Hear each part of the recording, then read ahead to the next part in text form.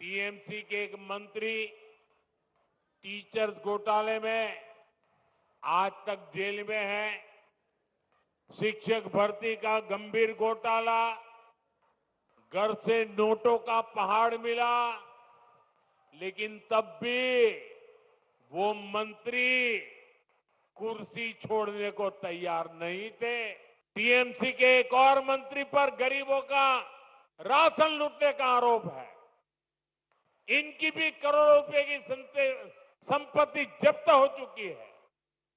ये मंत्री भी जेल जाने के बाद कुर्सी छोड़ने को तैयार नहीं थे।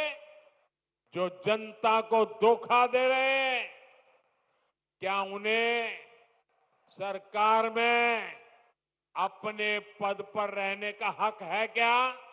দুর্নীতি নিয়ে বলছেন নরেন্দ্র মোদী। যখন দুর্নীতি নিয়ে বলছেন তখন তার পাশে যিনি বসে আছেন তার বিরুদ্ধেই বিজেপি দুর্নীতির অভিযোগ এনেছে, তাকে গ্রেফতারের দাবি করেছে এবং তারপরে তিনি বিজেপিতে যোগ দিয়েছেন। কাঁচের ঘরে বসে ঢিল ছুঁড়েছেন, আর থুতু ওপর দিকে ছুঁড়লে সেটা নিজের মুখে পড়ে নরেন্দ্র মোদী। আপনি বাংলার দিকে যা যা অভিযোগ করতে চেয়েছেন তার প্রত্যেকটার উত্তর আমাদের কাছে রয়েছে।